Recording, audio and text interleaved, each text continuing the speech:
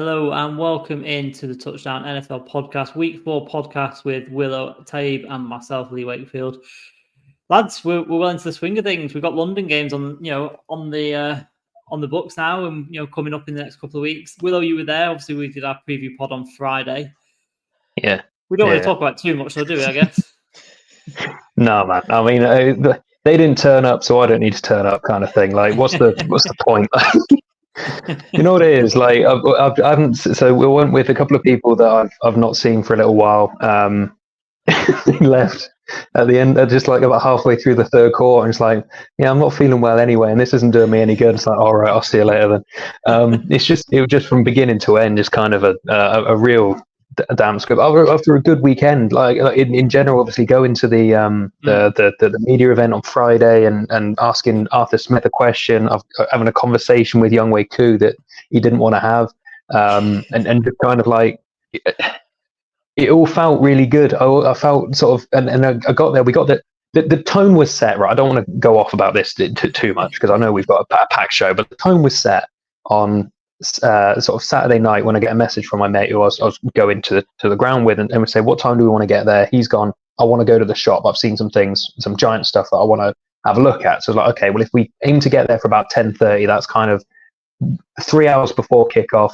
Plenty of time. There's loads of time. We can have a good look round and go get a drink after. So we get there for 10:30. Get to the was it Duval Market or whatever it is, and just the person on the door going, "Oh no, the capacity is now. We're at capacity, and there's an hour wait until you can get in." And it's just sort of, it's 10:30. Like you've just opened. Like there goes that idea then. So yeah, get off on the wrong foot. To begin with, had a lovely set of hash browns before the game, and then the game happened, and that's your lot. Like it was, yeah. We'll talk about other bits and pieces, but it was Falcons are Falcons again, and there we go. I'm sure everyone else who went had a lovely time, but I was so annoyed. I was so annoyed yesterday. I'm so annoyed today to the point where I've half brainstormed stuff tearing down the Falcons as an organization just for therapy more than anything. But yeah.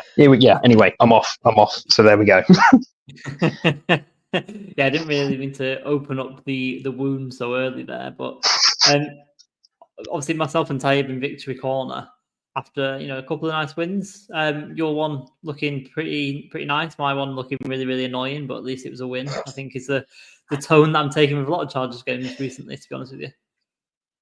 Yeah, you just got to sometimes, like, particularly early on in the season, even if you don't necessarily play well, you've just got to win and move on. You know what I mean? Like, the last thing you want to do is kind of end up in a hole that you can't dig yourself out of. At least with the Chargers now having 2 wins, like, they're in with a shot. It's not like, particularly with some teams in the AFC maybe being not as good as what we expected back in August. Like, they're in the mix. Like, and obviously Kansas City haven't started brilliantly by their own high standards, even though they are through, like, it's not like, if they were 1-3, you kind of feel it's hot, but 2-2 gives you a chance as the season goes on. You can kind of settle into things, and so that's why. Not that the Raiders are very good. I feel like the whole Raiders thing, like, not to get, because it makes me so angry. Because like the Raiders are like pretty historic organization. I'm sick and tired of people kind of falling for like, well, let's just bring everybody that worked in New England to an organization for it to, and like it just doesn't work. It doesn't work. Like, Eric Mangini tried to do it with the Jets, it didn't work. Josh McDaniels tried to do it in Denver, it didn't work. Matt Patricia tried to do it in Detroit, it didn't work. It's not working now. Like, it's just bizarre, like how people keep kind of falling for it. But you say about lost seasons, I feel like Raiders fans are probably already just waiting for like Josh McDaniels is being fired, and kind of the next whatever step they take. But yeah, it's kind of infuriating to see like people are still buying into like, well, let's just replicate the Patriot way and it's going to work when, like, outside, and let's be honest, since, like, Brady left New England, it's not like it's worked in New England either. Yeah, I was just about to take back to the same thing, to be honest with you. Yeah, benching Mac Jones last night, Bill O'Brien's offense not looking like it is, going to do any good. And, like you say, the rest of the division is looking much stronger, even though, the Jets have lost Aaron Rodgers, but, still Zach Wilson obviously playing quite well, and, the Jets looking quite decent without maybe getting the results that maybe they deserve so far this season. But obviously, we'll talk a lot about the Bills and we'll talk a lot about the Dolphins. throughout maybe today and for the rest of the season for sure. So yeah, no, a lot of things going on there. But yeah, let's dive in then to the main show after a couple of rants early on. And I was teetering on the edge a little bit, but yeah, obviously going to go with our biggest takeaways, our games of the week, and getting some humorous moments from the weekend. But Dave, kick us off, because I think we're going to talk a lot about offensive football this weekend, and you're going to talk about one of the best players in the league.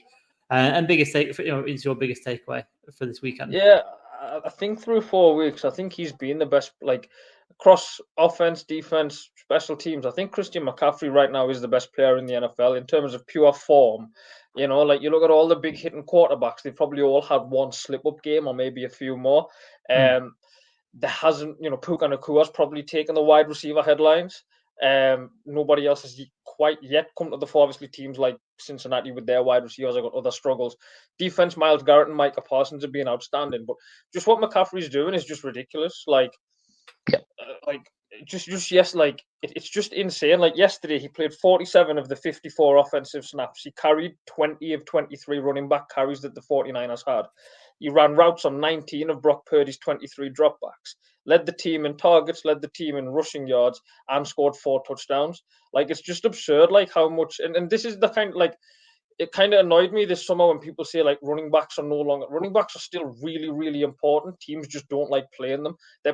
Teams don't like paying them. Sorry. You could argue that they're perhaps more important than they've been in the last 15 years because of like the way the Shanahan offense is taking over the league. Like they all require really good running back. And McCaffrey, like everyone's saying you should never give a running back another contract. Well, McCaffrey like got his big contract and then he had loads of injuries in Carolina. But since he's gone to San Francisco, like they've hardly lost a single game. I imagine the only defeat's been in the NFC Championship game where basically they just ran out of quarterbacks. But it's just ridiculous. I think he's had like over 2,000 all-purpose yards, so over 2,000 yards in terms of combining rushing and receiving yards. He's scored 13 consecutive straight touchdowns for the 49ers. He leads the league in forced missed tackles. He's leading the league in rushing. He's tied for the league in rushing touchdowns. He can receive the ball. Like, it's just ridiculous what he's doing. And like, it's a nice reminder that like really good running backs are still really special to watch. Like, again, it kind of annoys me just because like as a kid, that was like the position that I like watching the most. Cause like my favorite running back as a kid was LaDainian Tomlinson. Like he was just a freak of nature. I just thought like this guy, Sean Alexander was incredible for the Seattle Seahawks when they won an MVP. Obviously, we've had Marshawn Lynch and Adrian Peterson, Edgerrin James. Like there's been some really good running backs over the last 15 years, and we probably don't give it the respect it probably deserves. And like McCaffrey right now he is that offense, and it's unbelievable because you think Deebo Samuel's really good, Brandon Ayuk's really good, George Kittle's really good, and yet McCaffrey's doing everything. Whether it's blocking, whether it's running between tackles, whether it's running outside the tackles, whether it's catching in the end zone, whether it's catching from within the slot and lining up as a wide receiver. It's just insane, like what he's doing. And I think as of right now, like he is like front running for the MVP. If he wasn't, if you take the quarterback bias away, he's been the best player in the league for the first 4 weeks. I hope it continues because, as I said, like right now watching him, it's electrifying to watch. Like this is the Christian McCaffrey that we all thought Carolina would get, and ultimately it never quite worked out for whatever reasons. Obviously, there's probably more to it than just the injuries with like the whole Matt Rule situation and everything. But now in San Francisco, like it's just he looks almost unplayable. Like it must just be like in that sweet spot where sports people get into, where you just feel like I can do anything here and nobody's going to stop me. And right now, nobody's got an answer to stop him. Like in a Shanahan offense, he's arguably the most talented player alongside Julio Jones to have ever played for Kyle Shanahan, and he's just dominating at every level. And as I said, it's kind of concerning. You think he started so well. As the season goes on, teams become more reliant on the run as the weather kind of turns. And the 49ers kind of generally have gotten, like historically under Kyle Shanahan, they've gotten better as the months have gone on. So like I feel like we've only even scratched the surface. And right now he's just, as I said, he's dominating on offense, and defenses just cannot stop him. Yeah, absolutely. I feel like I'm a big fan of Kyle Shanahan. I think obviously Willow will say exactly the same. Obviously, he's never and I think we've discussed this exact point as well in the past. I think I might have even brought this up. He's not obviously got the quarterback at the moment in Brock Purdy. He doesn't seem like he needs the quarterback either. However, I feel like it would be a really good experiment if you could take this out in a sandbox and give Kyle Shanahan a superstar quarterback. However, as you kind of just said as well, the running back is really important to his offense, especially. But he has actually got that elite level running back, and this is what he can do with it. It's kind of like the running back version of having the elite quarterback, and look at what difference it makes. It kind of means that you can get away with the Brock Purdy of the world. And Brock Purdy playing amazing. You completed he had one incompletion yesterday, didn't it, or something like that. So he's obviously facilitating things as much as he can do, and then obviously you got McCaffrey, who's the superstar. Yeah, as I said, it's kind of amazing. And you think Shanahan's probably never had he's had some good running backs like Donta Foreman and Taylor Gabriel and Raheem Mostert. They were decent players. They were all very good role players. But now he's got the best in his position. McCaffrey is the best running back in his position, and you've just seen the way they use him. And just got stats here. So since he went to San Francisco in 18 total games, he's got over 1,400 rushing yards, 14 rushing touchdowns, 666 receiving yards, and 62 and 6 receiving touchdowns. And has thrown 1 passing touchdown bizarrely as well. As I said, and obviously he ended up playing quarterback in the NFC Championship game as well. It's as I said, it's kind of concerning, to the fact that right now there's not a clear answer on how to stop that offense, and with McCaffrey in it, he's like the ultimate joker. They can almost do whatever they want with him, and like I said, he physically still looks rock solid. I know he had a lot of injuries and concussion issues in Carolina, but again, how much of that was maybe him saying I'm a little bit sore, I don't fancy it type of thing, because maybe he didn't want to be there. Because in Carolina, he's played in San Francisco, he's played in 18 consecutive games, so he's fine fitness wise. He obviously seems fine, and as I said, he's just it's kind of mad to watch, because as I said, we've spent all off season saying running backs don't matter, and yet he has, for me, the number one offensive player in football right now, and he's a running back. So I'm glad to see kind of prominence brought, because like I said, I don't want to see the position go out of the game completely. A really good running back, those top running backs, they're just as good to watch as a wide receiver or a really good quarterback or a defensive end. They bring so much to the game, and right now he's bringing more to the game than anybody else. Yeah, absolutely. I sent a cheeky text to one of my main fantasy league that I'm in, the one I've been in longest. I drafted Christian McCaffrey at 8th out of 10, and I was like, "You guys let me draft this guy 8th overall. You're all idiots." As he scored 53 points for me in fantasy yesterday. So yeah, I was very happy with that. But great player. Obviously playing his best football as well for a team that looks really imperious at the moment as well. I'll be talking about them a little bit later on as well. But yeah, anything more on Christian McCaffrey before we move on? Well, yeah, I mean, we you alluded to, we spent all off season talking about how running backs don't necessarily matter, and there's an argument to be made that Kyle Shanahan has been not necessarily the driving force, but the one of the main reasons why people have taken that point of view. There was a thing only a couple of years ago. It was just kind of Kyle Shanahan can make a running back out of anyone. As injuries built up, and they just kept chugging along, and then all of a sudden they just gone, okay, let's give him the best running back in the league, or give him a top 3 running back in the league, and just see what happens. And it just turns out he can make them the number 1 running back in the league. So running backs do matter, like you say, running backs do matter, and I think it's just the way that you use them is the key thing. And Kyle Shanahan uses running backs as good as, if not better than, anybody in the league. Absolutely. It's just one of those things. It'll come back round, and we'll probably have a resurgence of the big bruises that we kind of had with the Titans for a bit, and everybody decided they wanted that for a short while. But right now, just having somebody who can run the ball effectively and can catch the ball reliably and can jump over people without even looking like he's jumping over someone, it's just you can't. It's a joy, and I'm glad that he's doing it in a totally different division. Because he did that. I think there was a stretch of about 2 seasons where he just looked incredible with the Panthers, and they just kept losing games, and that's going to be demoralizing for anyone, especially if you're getting hit a lot. So I'm glad that he's playing well, and I'm glad I don't have anything to do with it. Not even in fantasy, unfortunately. So from one of the league's best running backs to another, Willow. Although I'm joking, obviously. Ravens fans can't get mad at me for saying that's a really bad mistake. And a really bad joke as well. A really old joke, shouldn't go there, really. No, man. I mean, I'm a big supporter of Lamar Jackson. I think in the season preview podcast, I had the Ravens to win the division on the basis that I think Lamar Jackson can take the Ravens as far as they want them to go, and I'm sticking with that. I mean, they have injuries as long as any list in the NFL on a constant basis. Somebody's getting hurt, and Lamar Jackson is just pulling out throws that he allegedly can't make, and making runs that no quarterback should be able to make at the speed that he can. And the Browns are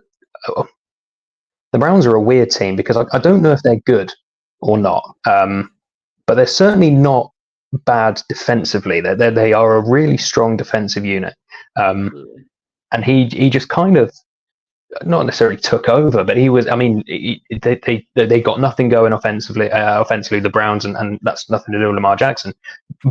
But against that defense, to do the things that he was doing, as I'm getting, he's my go-to fantasy quarterback. If we're talking fantasy, I've got him in the two teams that I have, and I'm just getting notification after notification as the apps try to pick themselves up. It's like, oh, he's got another touchdown.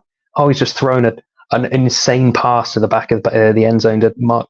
It's just an excellent football player, and I said at the start of the season, if he stays healthy and if the Ravens can keep him upright and hit free, they can go as far as they want to go. Obviously, we'll see how things go as the season move on, and obviously the hits pile up, and he will take some. But right now, I mean, I'm not going to make the argument that he's been the best player in the league, but I think there's every argument to be made that he's a top 3 quarterback in the league at the moment. He's amazing. I'm constantly amazed by him, and he's the man. I'm so glad that he got paid a lot of money because he definitely deserves it, regardless of the circumstances that surrounding it. I'm glad that he finally got what he deserved. Yeah, absolutely. I mean, we've talked about this as well pre-season about how much I was excited about their new offense and how he can really blossom as a passer, and it does seem like that's coming to fruition. It's not all been up so far in that regard, but I think this, against the Cleveland defense, which has been pretty good, one of the best defenses in the league so far, it is really a bit of a statement game as well. Told them to 3 points and then to get a pretty comfortable divisional win. With Lamar playing really well, 4 touchdowns overall, 2 running, 2 passing. So yeah, I completely agree. He's a great player, and like you say, could be really scaling the heights and moving back towards those MVP levels. Especially with, like Tabe said, with some players taking a bit of a step back, some teams not being quite as good as they should have been or would have been, had injuries and things like that not happened. There's a vacuum, and maybe Lamar will fill it. Do you know what it is? They look further ahead than what I thought they'd be at this point in time. In terms of, it's been weird with the Ravens because they played at 6:00 and almost all of their games have been fairly quiet. And even the one that was close to the Indianapolis game obviously happened in the same week that Miami scored 70 and kind of all hell broke loose elsewhere. We've not really had a chance to speak about them, which is kind of not the sad thing or a frustrating thing. As I said, the most kind of story thing is the injuries. I saw the injury list last Wednesday, and a school teacher would say you should really mark your paragraphs. It was that long, that was kind of there's so many names on there. It's only the 3rd week, and it seems like the injury bug has hit the Ravens again. But the thing with Lamar, what makes him so special is he's so elusive and he's so kind of fast. But he's the first athlete I've ever seen where he looks slow, kind of doing it. It's like everybody else is slowed down. He doesn't look like obviously he is very, very quick and he's very elusive. He doesn't look fast. It's kind of he just evades and slides his way. It's really strange, Slippery. the way he does it. Yeah, he's just got an insane feel for it. And as I said, I think he's been really solid overall. Just kind of efficient. He's not done anything kind of ridiculous. And as I said, this offense is probably just going to get better as they get more and more reps in. So that's probably got to be very exciting. And as I said, I think even though Lamar kind of throws it weirdly, he's not it looks odd. When he throws, it's fine. Just because it looks different doesn't make it any worse or any better than anybody else. It's just his style. So I think as I said, like I'm excited for where they've gotten. Obviously, they got Pittsburgh this weekend. If they win that, they'll have already beaten all three of their divisional opponents away from home. So, like, you're in like such a strong position already in the season with Cincinnati faltering. Pittsburgh's offense just isn't, and obviously now Deshaun Watson's injured. Like, yeah, like Lamar Jackson. I don't think we should ever kind of like write him off or forget how good he is, just because like sometimes it's easy to not talk about the Ravens because there's so many other headlines. But like I said, like, I'm glad Thomas brought it up just because like he's a special quarterback capable of pretty amazing things. So with that, I was going to ask you about that game that you just mentioned. The team obviously got the Steelers next week. The Steelers are in a bit of disarray. We talked there about their offense, how it's pretty much the butt of a lot of jokes. The Browns not playing next week. The Bengals got the Cardinals. Obviously, they're not playing too well either. If the Ravens win against the Steelers, they're going 4-1, and they're going 2 games ahead of anyone else in the division. It's pretty much left to take it, isn't it? The AFC North, and looking like they're going to wrap up a playoff spot with relative ease as the season goes on. Yeah, I mean, the one thing I'd say is like Pittsburgh have always played that game pretty tough. Like, I suppose like it's the thing if we say like in English football, like form kind of goes out the window in these rivalry games, and like the Pittsburgh games, even like in the final years of Roethlisberger and the most, like they've always given Baltimore trouble. But you make Baltimore like massive favorites because ultimately Pittsburgh's offense, like yesterday they didn't even cross the 50-yard line at any point, which like in 2023 is kind of almost impossible to do, considering like the league is so offensively skewed. Like there's so many rules in favor of the offense. Like for you to not even get over the 50-yard line and into the opponent's half is kind of mad. But yeah, like Baltimore, if they win that, like I said, they'll be 3-0 in the division already. Played all of them away from home.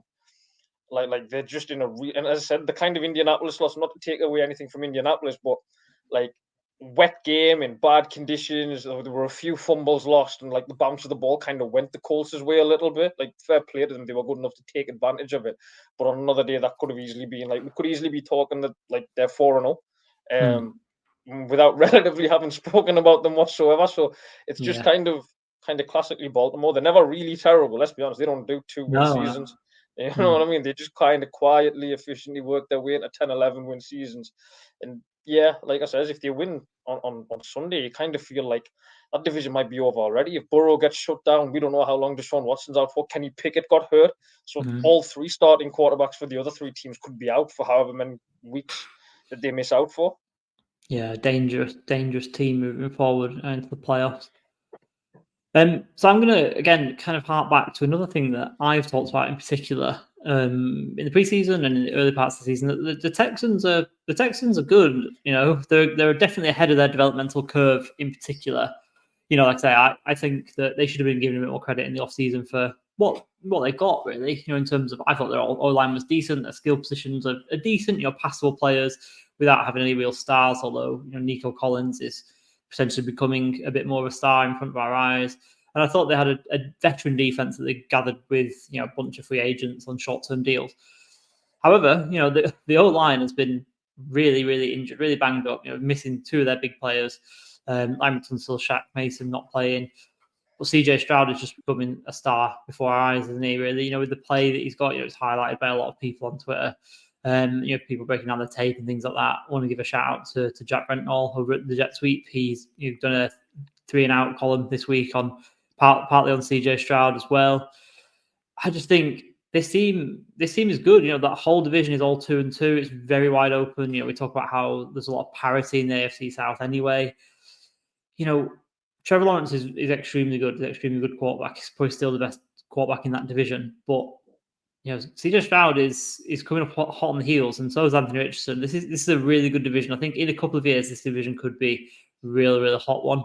The Titans are the ones that are in flux, but they've still got Will Levis. This is a lot of young quarterbacks in that division. But yeah, I just wanted to give a shout out to the Texans, obviously taking it to the Steelers in what turned out to be quite a comfortable win, in the end.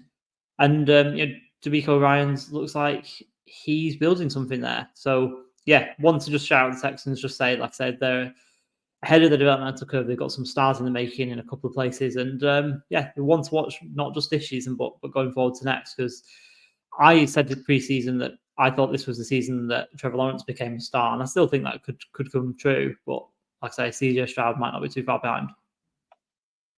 Well, we know from our conversation on Friday that the Jaguars are just a kind of little bit finding their feet. Let's go with that. So there's every chance that they will find their feet in this little excursion to the UK. Certainly looked very comfortable on Friday from where I was against an elite Atlanta Falcons defense. But the key thing really is for me is CJ Stroud and just how quickly he's acclimatized to the NFL. Like Texans are one of those teams that kind of are easy to forget about because I guess just historically they haven't really done a great deal. Because I mean they're obviously a very young franchise, but in any case, so then they're not a team that come up a great deal on red zone. They're not a team that can sort of appear in the playoffs a lot, and therefore when I'm looking at sort of looking back at the weekend and putting together my thing for Wednesdays, it's just kind of like, hang on, CJ Stroud did what? He put up 300 yards against the Steelers. Is that can't be right? And it's just you go back and you watch it, and he just looks really comfortable and he looks really natural. And there was a pass over the shoulder of I forgot the receiver's name. Is it Nico Collins? Is that? Did I get that right? Yeah. It just looked so natural and like lovely. And there's that thing about how Ohio quarterbacks can't play in the NFL, and it's like, well, why not? Because he's doing it, kind of thing. It's just like it is a long way to go because I mean it's literally game 4 of hopefully a career. But what a way to kind of start. I mean, I'm already seeing. I know it's early days and what have you, but I'm already seeing the conversation of, well, who stops this guy from being the offensive rookie of the year? And it's like, okay, let's just calm down a little bit. But at the same time, like, he's safe with the ball. He can make the throws if we're just going to be sort of general about it. And he just looks absolutely natural. That's the biggest thing, the biggest compliment you can pay to a player in his 4th game is that he's not at any point looked out of place.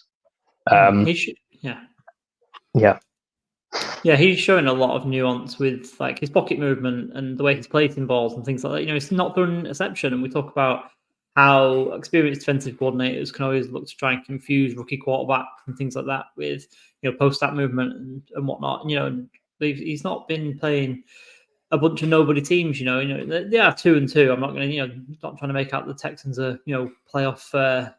You know, going to go deep in the playoffs or anything like that. But, you know, he's not thrown an interception yet through 4 games, and, you know, like you say, he's been safe with the ball, but he's made big throws as well. He's not been, you know, barely throwing it past the line of scrimmage or anything like that. So, yeah, like I say, one to watch for sure. Absolutely. Yeah, you got to also give a shout out to D'Amico Ryans just before we move on. Like, new coach, like, kind of first start of a rebuild for a franchise that's been kind of crawling on its knees for a number of seasons. Fair play to him for, like, even in those first 2 games that they lost, they played them really tough. Like, you know, they were competitive. Like, even though they've got so many injuries, like, I think a friend of mine texted me saying CJ Stroud might get his head knocked off, with so many injuries on the offensive line, with TJ Watt and Alex Highsmith coming down, to sack him, and they've just kind of not shown any excuses or not kind of felt sorry for themselves. Like, you've got buy-in straight away, which I think is so key. Like, for when you're trying to build like a team up from like ground zero all the way up to where you want to take it. And as I said, like, I think got to give him a shout out because it was kind of, Texans were seen as like a toxic franchise for a long time with like the Patriots infusion of like Jack Easterby and Bob McClain and these people, and obviously Bill O'Brien. Like, it was kind of a really kind of chaotic one, and he seemed to have gone in there and just kind of like calmed it down. And when they cut to it on red zone, like, that place was like raucous. And to be fair, like, nobody's ever really said that about the Texans ever. Like, because obviously they haven't been in the league very long, but it seems like, you know, like, the fans have got something to believe in. And so, yeah, like, for fair play to D'Amico Ryans for going. As I said, like, I don't know if they'll finish with a winning record or they'll probably not make the playoffs, but already, like, they're showing signs, like, there's positive signs to build on, which is really what you want in these types of first years when you're starting from scratch. Yeah, absolutely. Yeah, like I said, I think they're like kicked off. And I said they're ahead of their development curve for me. Absolutely. So yeah, no, great shouts there from everyone in terms of big takeaways. Lots to come. You know, like I said, Will, you've got your 5 wide. We've got winners and losers to come. We'll get more takes out there. But let's move on into our games of the week then. And we'll start with you. Like the Eagles getting away with this one a little bit in overtime against the Commanders. It was one that was on people's ballsy calls quite a lot. It's quite, and they almost, you know, people going for the Commanders almost got it. Yeah, I've given people a peek behind my Saturday, Sunday sort of evenings, and very much event again this weekend. Getting back at about what was it, about 7:15, something like that. Just flick on Red Zone straight away. Not watching one game in particular, but the one that kept my attention and the one that I wanted to watch or see what happened next the most was the Commanders and the Eagles. And I made a pretty big deal a couple of weeks ago about how impressed I was by Eric Bieniemy and the work that he's done with Sam Howell. Obviously, I mean, they played the Bills last week, and I don't think the worry that we had with the Bills is kind of gone. Like, it's just all right, they're fine, they're good now. So that's to be expected. But this one kind of came out of nowhere because the Eagles are good. They've got like a really, I mean, for the last few years, their sort of defense has been exceptional, and then their offense has just kind of chugged along. They're still kind of. I know they're 4-0, but at no point have I been massively impressed by what the Eagles have done to the point where I'm just like, okay, right, it's them in the Super Bowl, like full stop. Not in the same way that I have with the 49ers, for example, but that's a conversation for another segment. The Commanders kept up with them, and they could have won it. Like, they had the ball in first in overtime, and they could have done it. Sam Howell's out there, a fifth rounder in his, what are we at now, fifth start, just making throws that are just, again, absolutely beautiful. A touchdown drive with 30 seconds to go to tie the game and take it to overtime. There was one in overtime that was literally a leg from being a completion, and it was McLaurin possibly, that he got his first foot down and the second foot landed on the defender and therefore went out of bounds. And it's just kind of like, man, that margin is so gutting. But the Commanders are quietly pretty good. I'm pretty impressed by them. I don't necessarily think that it's going to be sort of chasing down the Eagles and the Cowboys for the title, but certainly they can consider themselves, if they keep up where they are at the moment, involved in that the 400 playoff spots that are available now.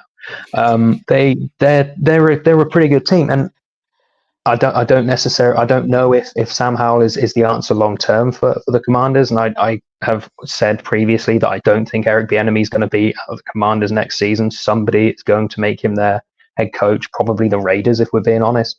But what they've got at the moment is setting Sam Howell up for a potential future, and what they're doing, and what Eric Bieniemy is doing as a result, is setting him up for his head coaching future. And it's again, I can't stress how impressed I am with what they're doing with relative very little. They're a good team. They're a good and enjoyable team. And if they had beaten the Eagles, that would have surely have been everybody's game of the week. But they were that literally that close. Even with the multiple sort of replays, I'm not 100% convinced that he was. It could go either way, depending on how they called it initially, is where they were going to go. So it's good. I enjoyed that one. Those close ones are the ones that I like the most. Like, obviously, when you get the blowouts like you had in the 9 o'clock window, it just kind of gets a bit off to bed kind of thing. But when it's kind of going down to the wire, it's like this could happen. That's what makes this sport good for me. Yeah, absolutely. I think a couple of points really. Do you also think that this is a team ahead of their developmental curve as well, really quickly? Yes, I do. But I also think that the organisation is such a strange one that they will consider it the norm when it comes to next season, but there will be some sort of regression, and then it will be all hell will break loose then it inevitably happens. So I don't know. I do feel as if they're ahead of where they should be, where they like reasonably. I don't think I won't go any further because it's a long podcast, but yes. Yeah, I'd agree, and it kind of got me thinking, because I was thinking about this earlier, because I considered putting it in as my game of the week, but I didn't. Anyway, I think they are ahead of their development curve. I also was talking about the Texans, and there's less expectations on the Texans, I think, maybe. But I don't think Ron Rivera is the long-term coach. I think they do well to hire Eric Bieniemy, as you kind of said. But if they're ahead of their developmental curve, does that keep Ron Rivera in the job, and then they let Eric Bieniemy go, and then does that make them worse again? Do you know? It's kind of a weird paradox, kind of a weird cycle that's going to happen. I don't know. Is probably just okay. So hypothetically, then the Commanders could win. I don't know.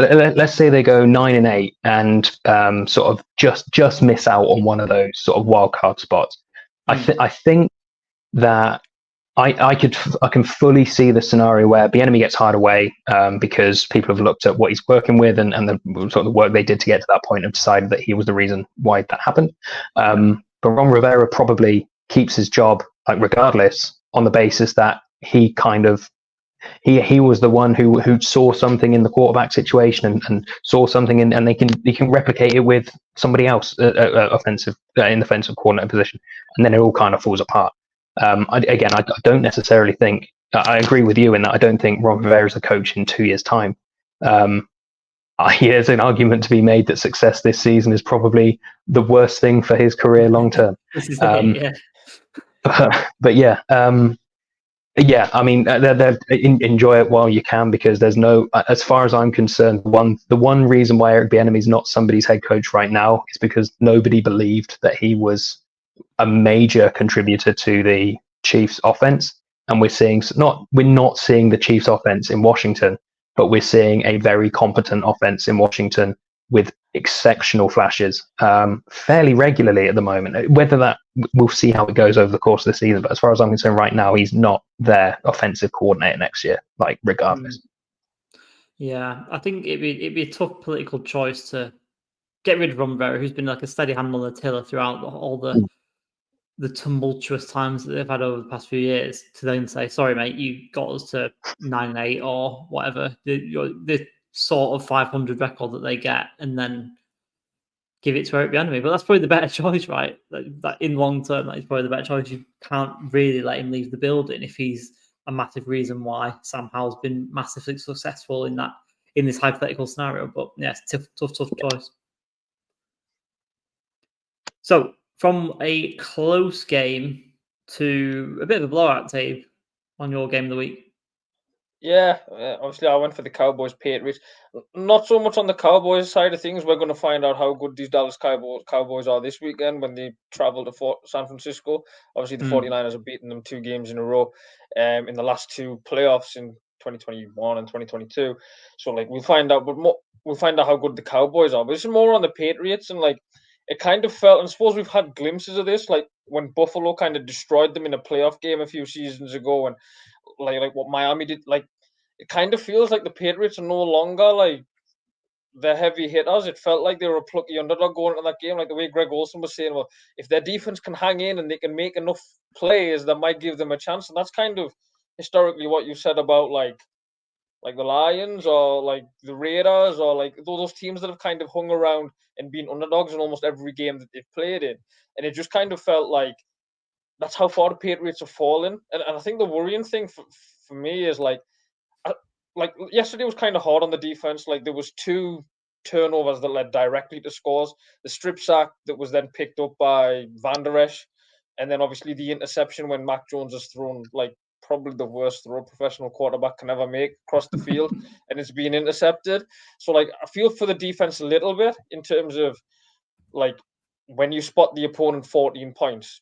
It don't matter if it's in Dallas, Mars, wherever. You're probably going to lose the game. It doesn't really matter who your coach is. If you have turnovers that lead directly to games, you're going to lose it directly to points. You're going to lose the game. I think my kind of worrying thing is at what point does this Patriots offense ever show any sign of any kind of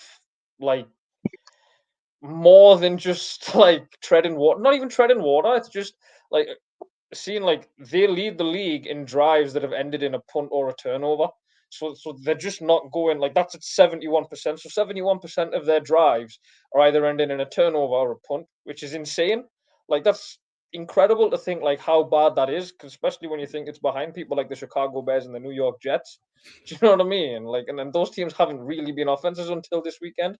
So I think that's kind of the biggest worry, and where I'm intrigued about this is Robert Kraft said in the off season that he was disappointed that they haven't won a playoff game since Brady left, and obviously they haven't won a division title since Brady left. 1-3 start.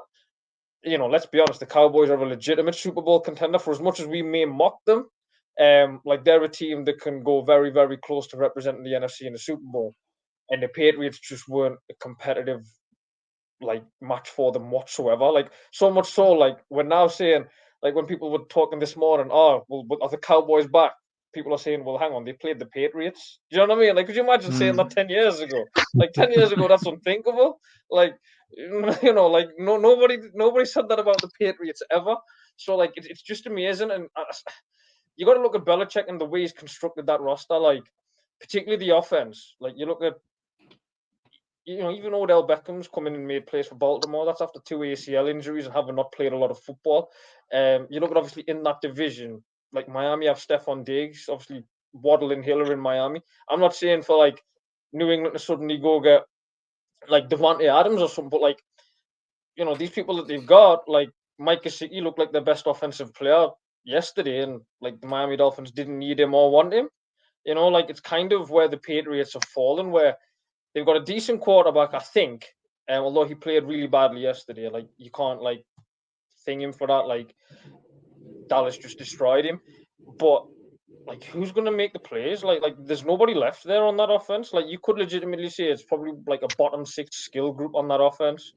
And Belichick's had a number of years of fixing it, and they seem incapable of fixing it. And so that's what you're going to get. And I feel yeah, it's just kind of startling to see. Let's be honest, kind of for us, all our age, we've watched. I've said it before. The Patriots are the greatest dynasty in the history of team sports. And suddenly for it to have changed so quickly, and for them 38-3, they don't get beat 38-3. That's the biggest loss of Bill Belichick's career. He's been coaching for 30 years.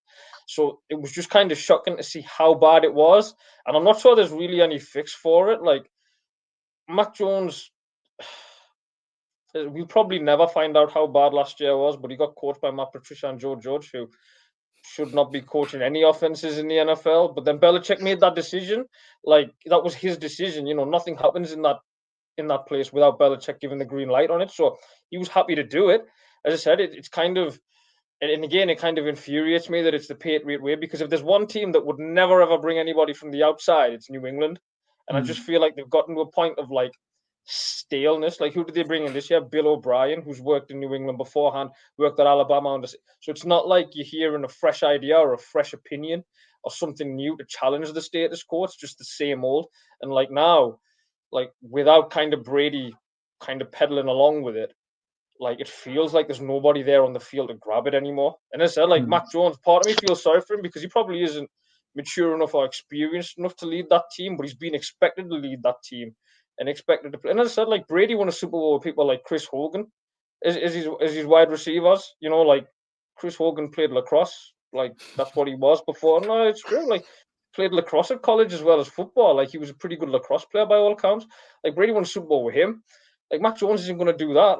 You need more, and yet Belichick's kind of hesitation or stubbornness to change has left them in a situation where you could see this going sideways really quickly, because they're not a team, a bit like the Jets. Once they fall behind, they're not going to go bang, bang, bang with big explosive plays to change the momentum of a game. Once the defense is on the back foot, it's kind of going to be all over. And as I said, it was just kind of shocking to see how easy Dallas had it. As I said, we find out how good the Cowboys are on Sunday. We're not going to learn anything from this game. And that's in 4 years, the Patriots have gone from winning the Super Bowl to they're not even worthy of being on the same field as the Dallas Cowboys. And so that was kind of my big takeaway from that game. And it's not concerning because, let's be honest, I don't really care if the Patriots are good or bad. It doesn't really affect my life. But, basically, I'm trying to think. Brady would have won the first Super Bowl when I was in my second year of primary school. So, basically my entire, childhood / adolescence has seen the Patriots dominate the NFL. And it's kind of mad now to see how far they've fallen and how far away they look. And the concerning thing is, I don't know if they can get back there without firing Belichick or asking him to move on. I don't know if Robert Kraft would ever have the guts to, say, you know what, that's it for you. But might be coming to that point. It might be, because they're no longer a legitimately really, really good team. They're a plucky underdog, which is mad to say. Yeah, it was my preseason take that it would be the time this season that it happens, that he just got moved upstairs. I don't think they'll fire him. I don't think you can. Like you say, it's politically not the thing to do. But, they benched Matt Jones for Bailey Zappi in the second half. They were talking about in the build-ups of the game, they were talking about this was the game for Zeke to, get a full workload. He got 6 carries for 16 yards. He got a couple of catches. Ramondre Stevenson still got the workload, so there's some disconnect between what they're saying and what they're doing. Matt Jones, like you say, not playing well in this game and being benched for Bailey Zappi. So there's a definite disconnect. There's definitely like a rot that's set in, especially on offense. Like the defense, as much as they give up 38 points to the Cowboys, it's not great. The defense will always be okay because Belichick's there. But like you say, fresh blood's needed, but they probably won't do it because the Patriot way doesn't allow it, I guess. I will say, just the startling thing about the Patriots for me hasn't been necessarily the depths or whatever that they're reaching at the moment, because I've got, again, it's very much for tape. I've got no interest in hoping that the Patriots can turn it around. But it's just how quickly it's kind of gone. And like I've never been a truly all in on the belief that it was Brady first and Belichick second when it came to what made New England the dominant force that they were. But it's very, very difficult to argue against that based on what we're seeing at the moment. Like he left, and then what was it, Cam Newton for a season. I know that was a weird season to be in any case, what with the pandemic and no crowd and all that sort of stuff, but they looked weird from start to finish there.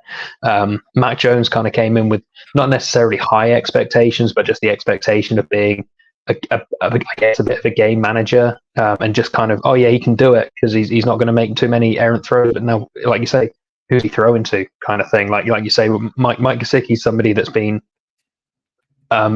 quite good for the Dolphins throughout his career, but like he was a non-factor right at the end. Like it's just kind of a weird situation that they find themselves in, and even now I'm reluctant to say that this is the end of the Patriots, because even now it's just kind of like, with all the evidence presented in front of me that they can't really be competent offensively and push teams and make teams kind of work for against them. I still think they can turn it around, and I'm sad to say that I'll probably believe that right until the end of the season, probably into next. But yeah, like you said, at some point you need an injection of fresh ideas, or at the very least you need it to shake things up so that it feels a bit more, I guess, modern. If you've had the same the same concept or the same blueprint of how you're going to run your team for off the top of my head, like 20 years or something stupid. It's just kind of like, at some point you need to do something. You don't need to like totally overhaul it. You just need to slightly evolve and adapt somewhat. And for this season, it feels like that window is shut. I'm interested to see what they do next season, assuming that they decide that they're going to stick with Belichick and what have you. Do they? Is Josh McDaniel brought back again? You don't exactly put it past them, or do they decide, okay, now's the time to see what we can do to lay the foundations for the next era? But right now, it's just kind of ugly to watch, but it's enjoyable at the same time, isn't it? Like, let's be honest, we're all finding ways to. Oh yeah. But, oh no, they lost again. Oh man, what's going? Oh no. Oh yeah. Well. Absolutely enjoying that aspect of it for sure. All right, so yeah, my game of the week was probably not one that anyone was looking forward to beforehand. It was the toilet bowl between the Broncos and the Bears. However, it did turn out to be a very, very interesting game. Obviously, the Broncos looking dead and buried at one point, and then came back with 24 unanswered points in just over a quarter. Brandon Johnson's second touchdown was 14 seconds remaining in the third quarter. So they brought this back in 15 minutes and 14 seconds pretty much. This is just about saved Sean Payton's bacon, right? Because it's bad anyway. It's bad anyway. He's still behind Nathaniel Hackett's record from last year which was 2-2 at this point. Now he's 1-3. The Broncos are still bad. They've got the Jets and the Chiefs next. As much as the Jets don't have Aaron Rodgers, that's still going to be a tough game for them. Then they've got the Chiefs and a couple of other decent games after that, especially because Zach Wilson looks okay on Sunday Night Football. But this was actually wild, entertaining football game by the looks of things. Justin Fields had the best game of his career, for over 300 yards. Russell Wilson actually looked quite good. I expect this to be like calamitous. Just interceptions everywhere, just poor play. There's a couple. Fumble from the Bears, interception thrown by Justin Fields, but on the whole, if you didn't know that these two teams were the absolute dirge of the league beforehand, you wouldn't have thought it was. You would have thought it was quite a decent football game, which it actually turned out to be. I've written in my notes before that this loss, especially in the fashion that it is extremely damaging for Chicago, because how much lower can they go? They had this game in the bag.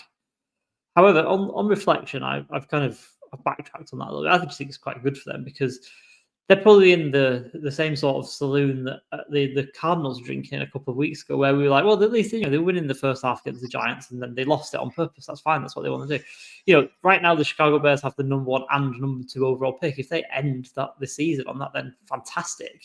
What can they trade that away for? They'll get an absolute haul. But in all seriousness, they would have a lot of draft capital to go and play with in that scenario. No, that in the long run might not be a bad loss, but yeah, this is a great game to watch. If you just dress these two teams up in neutral uniforms and watch it, it's actually really fun, which is weird.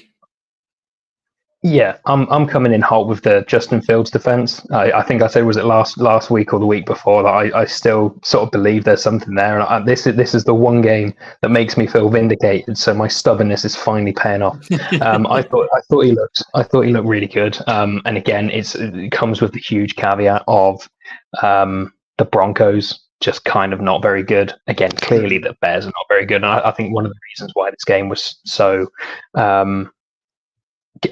entertaining was the fact that the two teams were so bad that something had to happen, and offenses could move. They could finally get stuff doing, because go to do things, because the defense couldn't really stop them, and vice versa.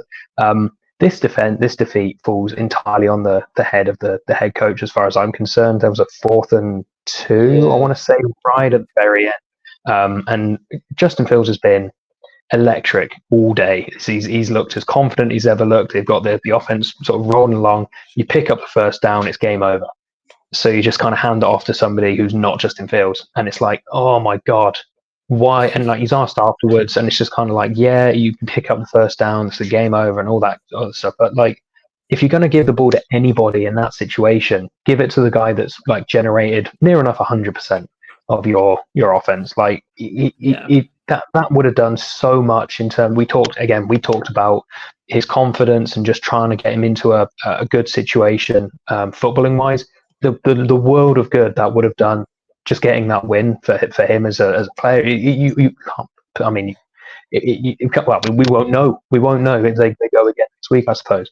I didn't realize until this weekend that the Bears had the top 2 picks in the draft at this moment in time. And there's part of me that thinks your record over the last forever has been so bad. Why not just take 2 quarterbacks, 1 and 2, and just one of them got to work out. You've got to hit on one of them, right? So yeah, that's where I'm at with it. Fair enough to Sean Payton getting his win. I'm sure he'll enjoy that. Hopefully the Bears pick it up soon. So yeah.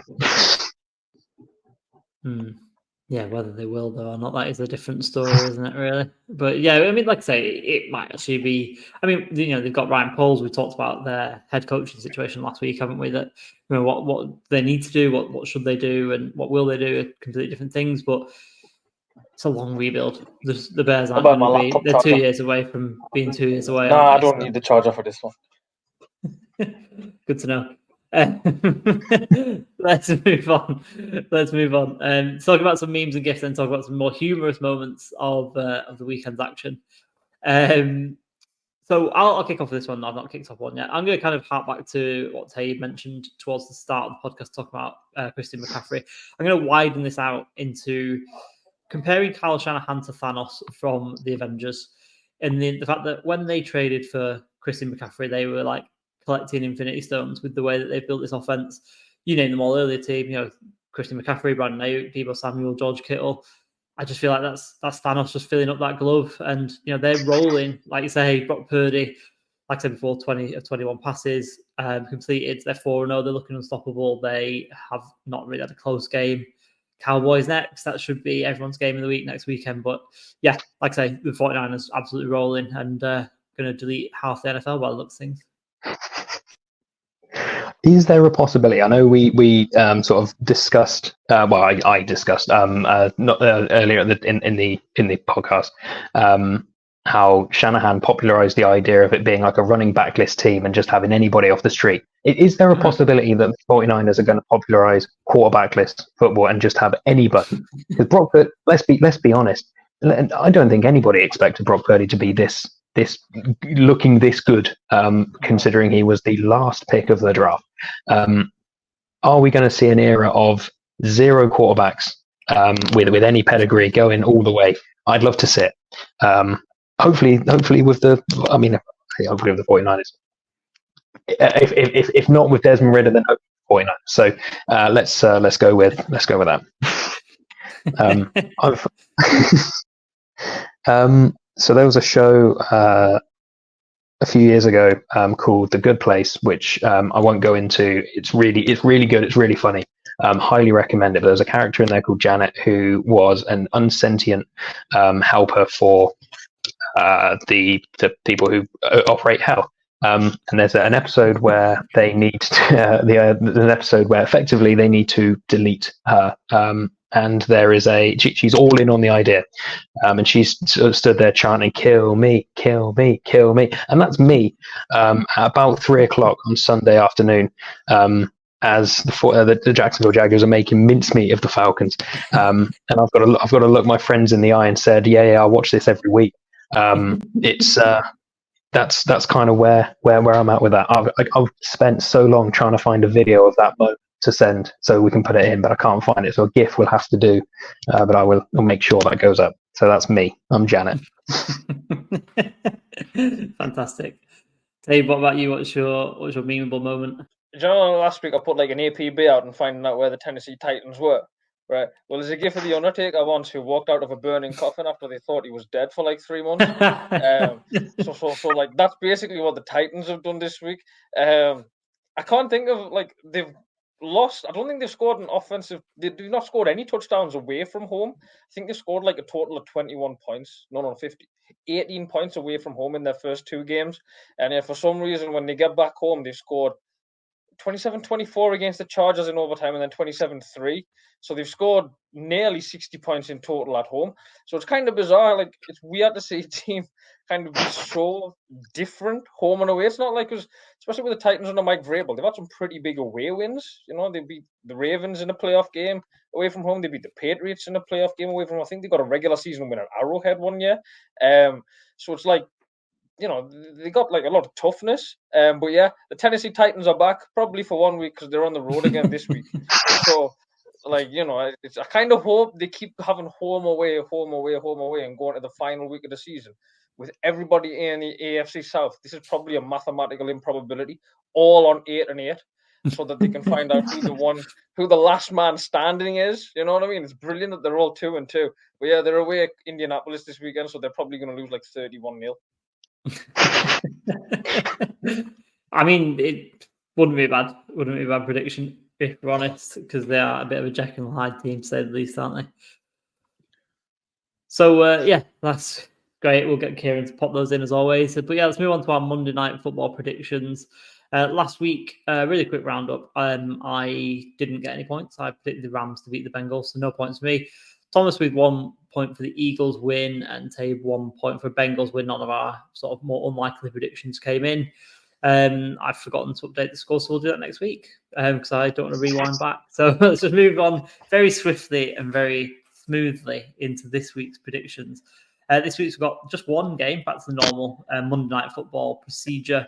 Seahawks at Giants. Tabe, what's your prediction? predictions? I fancy the Seahawks. I feel sorry a little bit for the Seahawks because I actually think they're a really, really good team, particularly on offense. But because they're playing in the same division as the 49ers, it's almost like we've written them off because like it's hard to see them winning the division. But you've got like DK Metcalf, Tyler Lockett, Jackson Smith, and Jigba. They got Charbonnet and Kenneth Walker as running. That's a really good group of offensive players. They got the 2 rookie tackles who I think are slowly coming back from injury, who were actually really good last season. Like, it's a really good nucleus of offensive players. I fancy them to win, and I fancy them to win pretty comfortably. I think I'll go 33-20. That offense is really good. As I said, like, I think Seattle are really good. It's just they're unlucky that they're in the division with the 49ers, which means they probably won't win it. Yeah. Whilst it's happening in that game, gives another prediction for a player prop or something like that.